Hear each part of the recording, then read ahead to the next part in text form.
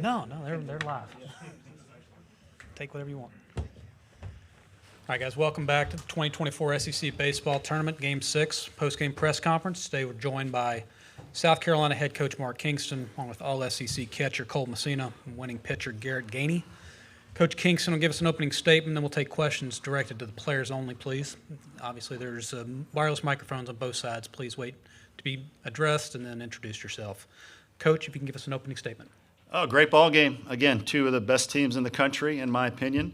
Could have gone either way, but this guy closed it out at the end. Cole drove in 5 of our 6 runs, and so that's the team I think we're capable of being on any given day, and we beat one of the best teams in the country. So, again, it's just something we'll continue to build on. All right, there are questions for the players. Please raise your hand.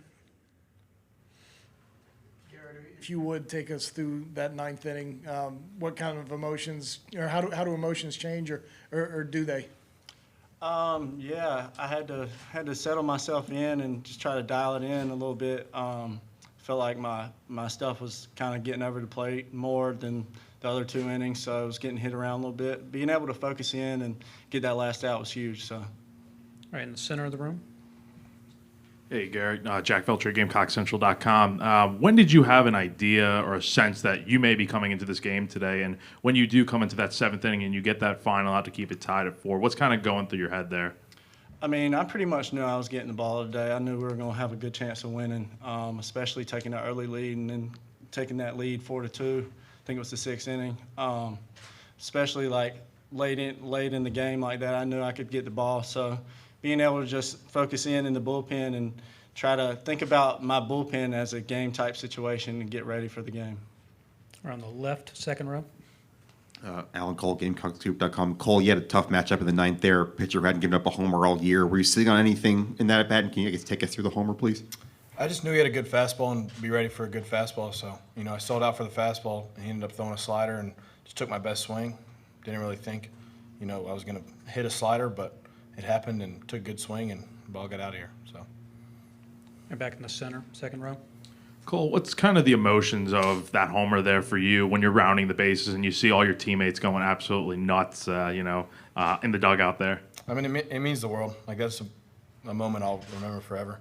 I mean, these are my guys. These people I would kill somebody over. Well, that's a bad way. Can't say that. Yeah, no, bad way to put it. No, I would, take a bullet. That's taking it a little too far. No, take a bullet for, and, I mean, I love them to death. So, I mean, it meant the world to me, and, keep building. All right, on the third row on the right.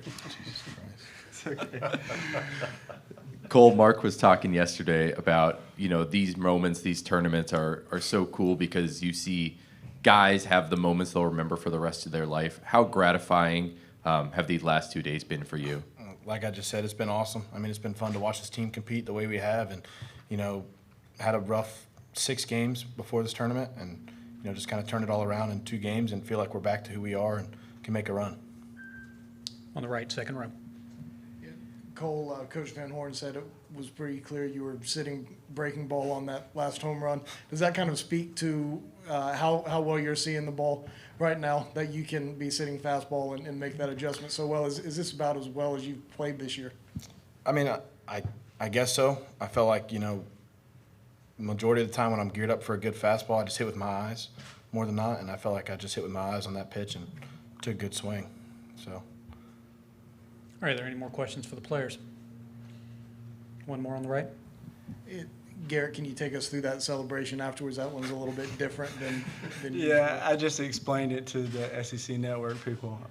So we've been playing the Nintendo Switch in the hotel, and that's recently been our go-to celebration for a win. So me and Matthew Becker have been going back at it, back and forth. Tyler Dean's in that mix, Drake Quinn's in that mix. But I told Matthew that if I got the last out, well, it should have been a strikeout in my eyes. But if I got the last out, I would do the celebration. So I caught him coming out the dugout, and I looked over, and he was doing it. So I had to do it right back at him. All right, Cole, Garrett, thank you for your time. Congratulations. Thank you. We'll see you again tomorrow. Thanks, guys. All right, if you have a question for Coach, please raise your hand. It's right in the middle. Hey, Mark. with Gainey coming in today, did you know coming into the game that you were potentially going to have to use him today? And did you, how do you feel like that decision kind of paid off for you? Yeah, well, Garrett's one of those guys that either he's going to give you one day with some length, or you use him twice with shorter bursts. And so once we had the lead, we decided, okay, we're going to give the ball to Garrett. It's going to be a little bit longer outing, but hopefully he can take us home. And that's exactly what we did. So we went in today saying, if we're in control of the game and we have a chance to win, we'll give it to Garrett. If it's getting away from us, then we'll save him for tomorrow, and then he probably would start. So we're just being flexible with a lot of our guys right now.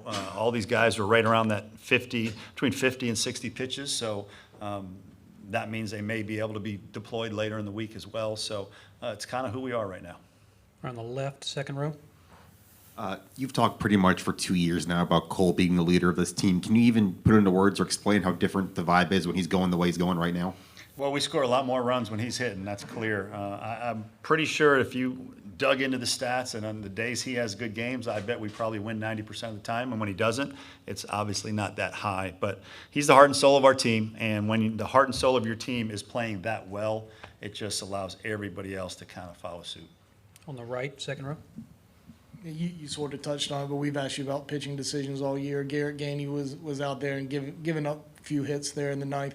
You didn't have anybody warming up in the bullpen. What gives you the confidence in him to be able to do that? And was there any thought to even getting somebody up? No, once we went out there for the ninth inning with the 2-run lead, we said we're going to ride or die here. He's earned that right. He's been one of our best guys. We've talked about it. He didn't get the last out in that inning at Tennessee last week, but there's certain guys you're willing to ride or die with, and he's one of them. And we were going to win or lose in the ninth inning with him on the mound. There was no reason to get anybody else up, and he came through. Third row, right side.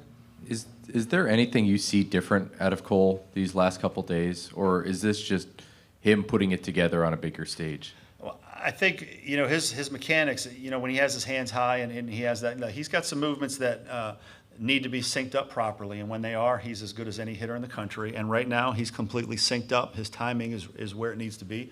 And when he does that, his swing is in the zone for a long time, which is exactly what allows what he was just talking about. He was looking fastball. He got the slider, but because his bat is in the zone for so long, when he's swinging the right way, it allows you to be back here for the fastball and still be on plane for the slider when it's hung. And so that's why it looks like the guy's sitting on a breaking ball, but when you have a good swing that's in the zone a long time, it can cover the fastball and the slider. Toward the back in the center. Joe Healy, D1 Baseball. Coach, how pleased have you been, as much as anything else, with the way your team's fought these first 2 days coming off the way you guys finished the regular season? Well, Joe, we fought all year. Again, I think sometimes we fall into the trap of thinking if a team's losing, they're not fighting, and if they're winning, they are. Nothing could be further from the truth with this team. This team has played hard from day one, and whether you win or lose, that's not how you define how these kids are fighting. These kids have played hard all year.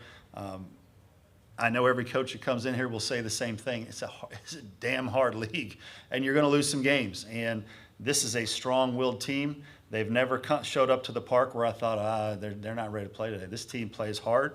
We had a couple tough weekends against 2 teams that will be national seeds. It happens, and we just keep the train moving. On the right, fourth row.